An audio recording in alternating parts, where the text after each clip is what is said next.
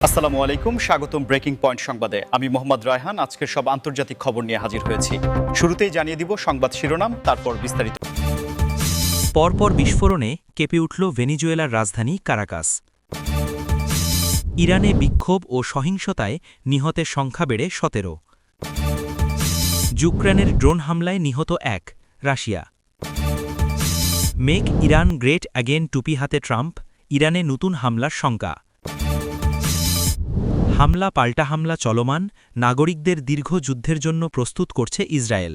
আসসালামু আলাইকুম, স্বাগতম জানাচ্ছি ব্রেকিং পয়েন্ট সংবাদে। আমি মোহাম্মদ কিবরিয়া। এতক্ষণ শুনছিলেন সংবাদ শিরোনাম, এবার বিস্তারিত হয়। ভেনিজুয়েলার রাজধানী কারাকাসে আজ এক অস্থিতিশীল ও থমথমে পরিস্থিতি বিরাজ করছে, যেখানে পরপর কয়েকটি শক্তিশালী বিস্ফোরণের শব্দে কেঁপে উঠেছে পুরো শহর, এবং এই ঘটনা স্থানীয় বাসিন্দাদের মধ্যে তীব্র আতঙ্ক ও অনিশ্চয়তার সৃষ্টি করেছে। প্রত্যক্ষদর্শীদের মতে কারাকাসের গুরুত্বপূর্ণ কয়েকটি স্থাপনা এবং জনাকীর্ণ এলাকায় এই বিস্ফোরণের ঘটনাগুলো ঘটেছে, যার ফলে শহরের স্বাভাবিক জীবনযাত্রা মুহূর্তের মধ্যে স্থবির হয়ে পড়েছে এবং কালো ধোঁয়ায় ছেয়ে গেছে আকাশের একাংশ, যা দূর থেকেও স্পষ্টভাবে দেখা যাচ্ছিল।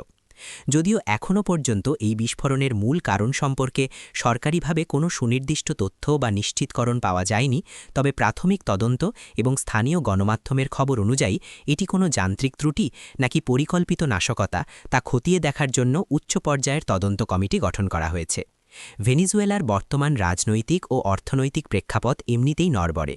তার উপর রাজধানীর বুকে এমন ভয়াবহ বিস্ফোরণ সাধারণ মানুষের মনে নিরাপত্তার অভাব আরও বাড়িয়ে দিয়েছে, কারণ মানুষজন এমনিতেই নিত্য প্রয়োজনীয় দ্রব্যের সংকট ও মুদ্রাস্ফীতির সাথে লড়াই করছে। উদ্ধারকারী দল এবং ফায়ার সার্ভিসের কর্মীরা ঘটনাস্থলে পৌঁছে আগুন নিয়ন্ত্রণে আনার চেষ্টা করছেন, এবং হতাহতের সঠিক সংখ্যা এখনও জানা না গেলেও স্থানীয় হাসপাতালগুলোতে জরুরি অবস্থা জারি করা হয়েছে, যাতে আহতদের দ্রুত চিকিৎসা সেবা নিশ্চিত করা যায়। শহরের প্রধান সড়কগুলোতে নিরাপত্তা বাহিনীর টহল জোরদার করা হয়েছে এবং চেকপয়েন্ট বসিয়ে তল্লাশি চালানো হচ্ছে, যা নাগরিকদের মধ্যে এক ধরনের যুদ্ধকালীন পরিস্থিতির অনুভূতি তৈরি করেছে। আন্তর্জাতিক বিশ্লেষকরা মনে করছেন, যদি এই বিস্ফোরণ কোনো রাজনৈতিক উদ্দেশ্য প্রণোদিত আক্রমণ হয়ে থাকে, তবে এটি ভেনিজুয়েলার অভ্যন্তরীণ রাজনীতিতে নতুন করে অস্থিরতা তৈরি করতে পারে এবং সরকারের জন্য একটি বড় চ্যালেঞ্জ হয়ে দাঁড়াবে। সাধারণ মানুষ এখন সরকারের দিকে তাকিয়ে আছে একটি স্পষ্ট বিবৃতির জন্য, কারণ গুজবের ডালপালা মেলার আগেই সঠিক তথ্য জানাটা এখন জরুরি হয়ে পড়েছে। এই ঘটনার পর সামাজিক যোগাযোগ মাধ্যমে ছড়িয়ে পড়া ভিডিও ফুটেজগুলোতে দেখা যাচ্ছে মানুষজন নিরাপদ আশ্রয়ের খোঁজে ছোটাছুটি করছে, যা পরিস্থিতির ভয়াবহতাকে আমাদের সামনে তুলে ধরে। ভেনিজুয়েলার এই অস্থিরতা আন্তর্জাতিক মহলেও উদ্বেগের জন্ম দিয়েছে, কারণ লাতিন আমেরিকার এই দেশটির স্থিতিশীলতা পুরো অঞ্চলের ভূরাজনীতির সাথে ওতপ্রোতভাবে জড়িত। এই মুহূর্তে কারাকাসের পরিস্থিতি কোন দিকে মোড় নেয় তা দেখার জন্য আমাদের অপেক্ষা করতে হবে, এবং পরবর্তী আপডেটের জন্য আমরাও সতর্ক দৃষ্টি রাখছি। ইরানে চলমান বিক্ষোভ ও সহিংসতা পরিস্থিতি দিন দিন আরও জটিল আকার ধারণ করছে, এবং সর্বশেষ পাওয়া খবর অনুযায়ী এই সংঘাতময় পরিস্থিতিতে নিহতের সংখ্যা বেড়ে দাঁড়িয়েছে ১৭ জনে, যা আন্তর্জাতিক মানবাধিকার সংস্থাগুলো এবং বিশ্ব নেতাদের কপালে চিন্তার ভাঁজ ফেলেছে। বিক্ষোভের শুরুটা হয়েছিল একটি নির্দিষ্ট ঘটনাকে কেন্দ্র করে, কিন্তু সময়ের সাথে সাথে এটি সরকার বিরোধী এক বিশাল আন্দোলনে রূপ নিয়েছে, যেখানে হাজার হাজার মানুষ রাস্তায় নেমে তাদের ক্ষোভ প্রকাশ করছে এবং সরকারের বিভিন্ন নীতির বিরুদ্ধে স্লোগান দিচ্ছে। নিরাপত্তা বাহিনী বিক্ষোভ দমনে কঠোর অবস্থান নিয়েছে এবং বিভিন্ন ফুটেজে দেখা যাচ্ছে টিয়ার শেল ও রাবার বুলেট ব্যবহারের দৃশ্য। অন্যদিকে বিক্ষোভকারীরাও কিছু স্থানে প্রতিরোধ গড়ে তোলার চেষ্টা করছে, যা পরিস্থিতিকে আরও সংঘাতময় করে তুলছে। নিহতদের মধ্যে বেশ কয়েকজন তরুণ ও শিক্ষার্থী রয়েছে বলে বিভিন্ন সূত্রে দাবি করা হচ্ছে, যা জনরোষকে আরও উস্কে দিয়েছে এবং পরিস্থিতি শান্ত হওয়ার পরিবর্তে আগুনের মতো ছড়িয়ে পড়ছে দেশের বিভিন্ন প্রান্তে। ইরানের স্বরাষ্ট্র মন্ত্রণালয় থেকে সবাইকে শান্ত থাকার আহ্বান জানানো হলেও বিক্ষোভকারীরা তাদের দাবিতে অনড় অবস্থানে রয়েছে এবং তারা বিচার ও সংস্কারের দাবিতে রাজপথ ছাড়তে নারাজ। এই ১৭ জন মানুষের মৃত্যু শুধুমাত্র একটি পরিসংখ্যান নয়, বরং এটি ইঙ্গিত দিচ্ছে যে সংঘাতের মাত্রা কতটা তীব্র হয়ে উঠেছে এবং সাধারণ মানুষের মধ্যে জমে থাকা ক্ষোভ কতটা গভীর। ইন্টারনেট সেবা বিঘ্নিত হওয়ার খবরও পাওয়া যাচ্ছে, যার ফলে সঠিক তথ্য প্রবাহে বাধা সৃষ্টি হচ্ছে এবং গুজব ছড়িয়ে পড়ার আশঙ্কা তৈরি হয়েছে, যা বর্তমান পরিস্থিতিতে অত্যন্ত বিপজ্জনক হতে পারে। বিশ্লেষকরা বলছেন, এই আন্দোলন যদি দীর্ঘস্থায়ী হয় তবে তা ইরানের অভ্যন্তরীণ রাজনীতির পাশাপাশি মধ্যপ্রাচ্যের ভূ রাজনীতিতেও বড় ধরনের প্রভাব ফেলতে পারে। আন্তর্জাতিক সম্প্রদায় ইতিমধ্যেই সংযত আচরণের আহ্বান জানিয়েছে এবং সহিংসতার নিন্দা জানিয়েছে, কিন্তু মাঠ পর্যায়ের বাস্তবতা ভিন্ন কথা বলছে। নিহতদের পরিবারের আহাজারি এবং হাসপাতালের মর্গগুলোর দৃশ্য হৃদয় বিদারক পরিস্থিতির সৃষ্টি করেছে। সরকারের পক্ষ থেকে বলা হচ্ছে যে বহিরাগত শক্তি এই বিক্ষোভে ইন্ধন যোগাচ্ছে, তবে আন্দোলনকারীরা এই দাবি প্রত্যাখ্যান করে বলছে এটি তাদের স্বতঃস্ফূর্ত প্রতিবাদ। এই পরিস্থিতিতে আগামী দিনগুলোতে কি ঘটে সেদিকে সারা বিশ্বের নজর রয়েছে। প্রিয় দর্শক, এই সংবেদনশীল বিষয়টি নিয়ে আপনাদের মতামত কি তা কমেন্ট বক্সে জানাতে পারেন, কারণ আপনাদের মতামত আমাদের কাছে গুরুত্বপূর্ণ। রাশিয়া ও ইউক্রেনের মধ্যকার চলমান দ্বন্দ্বে ড্রোন হামলার ঘটনা নতুন কোনো বিষয় নয়, কিন্তু সম্প্রতি ইউক্রেনের একটি ড্রোন হামলায় রাশিয়ার ভূখণ্ডে একজন নিহত হওয়ার খবরটি যুদ্ধের মোড় এবং মানুষের মানসিকতায় নতুন করে ভীতির সঞ্চার করেছে। রাশিয়ার প্রতিরক্ষা মন্ত্রণালয় নিশ্চিত করেছে যে তাদের আকাশ প্রতিরক্ষা ব্যবস্থা বেশ কয়েকটি ড্রোন ভূপাতিত করতে সক্ষম হলেও একটি ড্রোন লক্ষ্যভ্রষ্ট হয়ে বা ধ্বংসাবশেষ পড়ে এই প্রাণহানির ঘটনাটি ঘটে, যা প্রমাণ করে যে যুদ্ধের আঁচ এখন আর শুধু রণক্ষেত্রে সীমাবদ্ধ নেই, বরং তা সাধারণ নাগরিকদের দোরগোড়ায় পৌঁছে গেছে। এই ঘটনায় রাশিয়ার সীমান্ত সংলগ্ন অঞ্চলগুলোতে বসবাসরত মানুষের মধ্যে তীব্র আতঙ্ক ছড়িয়ে পড়েছে, কারণ তারা বুঝতে পারছে যে যে কোনো মুহূর্তে আকাশ থেকে নেমে আসা বিপদ তাদের জীবন কেড়ে নিতে পারে। আধুনিক যুদ্ধ ব্যবস্থায় ড্রোনের ব্যবহার কতটা ভয়াবহ হতে পারে তা এই ঘটনা আবারও আমাদের চোখে আঙুল দিয়ে দেখিয়ে দিল, যেখানে পাইলটবিহীন একটি ছোট বিমানও বড় ধরনের ধ্বংসযোগ্য বা প্রাণহানি ঘটাতে সক্ষম। রাশিয়ার পক্ষ থেকে এই হামলার তীব্র নিন্দা জানানো হয়েছে এবং তারা একে সন্ত্রাসী কর্মকাণ্ড হিসাবে অভিহিত করে এর কঠোর জবাব দেওয়ার হুঁশিয়ারি দিয়েছে, যার দুই দেশের মধ্যকার উত্তেজনাকে আরও বাড়িয়ে দিয়েছে।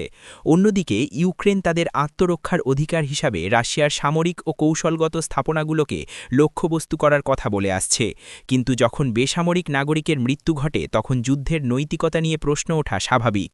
নিহত ব্যক্তির পরিচয় বা বিস্তারিত তথ্য এখনও প্রকাশ করা না হলেও স্থানীয় প্রশাসন ক্ষতিগ্রস্ত পরিবারকে সহায়তা দেওয়ার আশ্বাস দিয়েছে এবং নিরাপত্তা ব্যবস্থা আরও জোরদার করার ঘোষণা দিয়েছে। সামরিক বিশ্লেষকরা বলছেন শীতের আগে এই ধরনের ড্রোন হামলা বৃদ্ধি পাওয়ার সম্ভাবনা রয়েছে, কারণ উভয় পক্ষই একে অপরের মনোবল ভেঙে দেওয়ার চেষ্টা করছে এবং লজিস্টিক সাপ্লাই চেন ধ্বংস করতে চাইছে। এই একটি মৃত্যু হয়তো যুদ্ধের বিশাল পরিসংখ্যানে খুব ছোট মনে হতে পারে, কিন্তু এটি সেই অঞ্চলের সাধারণ মানুষের জন্য একটি বড় বার্তা যে তারা কেউই নিরাপদ নয়। এই হামলা এবং পাল্টা হামলার চক্র কবে শেষ হবে তা কেউ জানে না, তবে এটি নিশ্চিত যে সাধারণ মানুষকেই এই সংঘাতের সবচেয়ে বড় মূল্য চোকাতে হচ্ছে। আমরা এই পরিস্থিতির ওপর নজর রাখছি এবং পরবর্তী যে কোনো ব্রেকিং নিউজ আসার সাথে সাথেই আপনাদের জানিয়ে দেব। আমেরিকার সাবেক প্রেসিডেন্ট ডোনাল্ড ট্রাম্প আবারও আলোচনার কেন্দ্রবিন্দুতে এসেছেন এবং এবার তার হাতে দেখা গেছে মেক ইরান গ্রেট অ্যাগেন লেখা একটি টুপি, যা আন্তর্জাতিক রাজনীতিতে বিশেষ করে মধ্যপ্রাচ্যের প্রেক্ষাপটে নতুন করে জল্পনা-কল্পনা এবং হামলার শঙ্কা উস্কে দিয়েছে। ট্রাম্পের এই স্লোগানটি আপাতদৃষ্টিতে ইরানের উন্নতির কথা মনে হলেও বিশ্লেষকরা এর পেছনে গভীর রাজনৈতিক ও কৌশলগত ইঙ্গিত খুঁজে পাচ্ছেন, যা হয়তো ইরানের বর্তমান সরকারের পরিবর্তনের দিকে ইঙ্গিত করে অথবা আমেরিকার কট্টরপন্থী নীতিরই একটি নতুন মোড়ক। ট্রাম্প যখন ক্ষমতায় ছিলেন তখন ইরানের সাথে আমেরিকার সম্পর্ক তলানিতে গিয়ে ঠেকেছিল এবং তার এই নতুন পদক্ষেপ হয়তো সেই পুরনো উত্তেজনাকর পরিস্থিতিকে আবার ফিরিয়ে আনার একটি সংকেত। ইরানি কর্মকর্তারা এবং সেদেশের সাধারণ মানুষ এই বিষয়টিকে অত্যন্ত সতর্কতার সাথে পর্যবেক্ষণ করছেন, কারণ মেক ইরান গ্রেট অ্যাগেন স্লোগানটি ট্রাম্পের মুখে শোনা মানেই হয়তো নতুন কোনো নিষেধাজ্ঞা বা সামরিক চাপের প্রস্তুতি। এই টুপির ছবি ভাইরাল হওয়ার পর থেকেই সামাজিক যোগাযোগ মাধ্যম এবং আন্তর্জাতিক মিডিয়ায় তোলপাড় শুরু হয়েছে, যেখানে এক পক্ষ বলছে এটি ট্রাম্পের পপুলিস্ট রাজনীতির অংশ, অন্য পক্ষ মনে করছে এটি ইরানের ওপর নতুন করে হামলার একটি প্রচ্ছন্ন হুমকি। অনেকেই আশঙ্কা করছেন যে ট্রাম্প যদি আবারও ক্ষমতার কেন্দ্রে আসেন বা প্রভাব বিস্তার করেন, তবে ইরানের পরমাণু কর্মসূচি এবং আঞ্চলিক প্রভাব দমনে তিনি হয়তো আরও কঠোর পদক্ষেপ নেবেন, যা মধ্যপ্রাচ্যে নতুন যুদ্ধের দামামা বজাতে পারে। ট্রাম্পের সমর্থকরা বিষয়টিকে ইতিবাচকভাবে দেখলেও সমালোচকরা বলছেন এটি আগুনে ঘি ঢালার মতো কাজ করছে। ইরান সরকার অবশ্য বরাবরই বলে আসছে যে তারা কোনো চাপে মাথা নত করবে না, কিন্তু ট্রাম্পের এই অপ্রত্যাশিত স্টান্ট তাদের সামরিক প্রস্তুতি এবং সতর্কতাকে বাড়িয়ে দিয়েছে। বিশ্ব রাজনীতির এই দাবা খেলায় সাধারণ মানুষ সব সময়ই দাবার ঘুঁটি হয়ে থাকে এবং এই স্লোগানের আড়ালে যদি সত্যি কোনো সংঘাত লুকিয়ে থাকে তবে তা বিশ্ব অর্থনীতি, বিশেষ করে তেলের বাজারে বড় ধরনের ধস নামাতে পারে। পরিস্থিতি কোন দিকে গড়ায় এবং এই টুপির রহস্য আসলে কি তা সময় বলবে। তবে আপাতত এটি ইরান এবং আমেরিকার সম্পর্কের কফিনে আরও একটি পেরেক ঠুকে দিয়েছে বলেই মনে হচ্ছে। ইসরায়েল এবং তাদের প্রতিপক্ষের মধ্যে হামলা ও পাল্টা হামলার ঘটনা এখন নিত্যদিনের খবরে পরিণত হয়েছে, কিন্তু সাম্প্রতিক পরিস্থিতি বিশ্লেষণ করলে দেখা যায় যে ইসরায়েল সরকার তাদের নাগরিকদের একটি দীর্ঘমেয়াদী এবং কঠিন যুদ্ধের জন্য মানসিকভাবে প্রস্তুত করছে। ইসরায়েলি কর্তৃপক্ষের তরফ থেকে নাগরিকদের জন্য যে নতুন নির্দেশনা এবং সতর্কতা জারি করা হয়েছে তাতে স্পষ্ট ইঙ্গিত মিলছে যে এই সংঘাত খুব শীঘ্রই থামছে না, বরং এটি আরও বিস্তৃত এবং সময় সাপেক্ষ হতে পারে।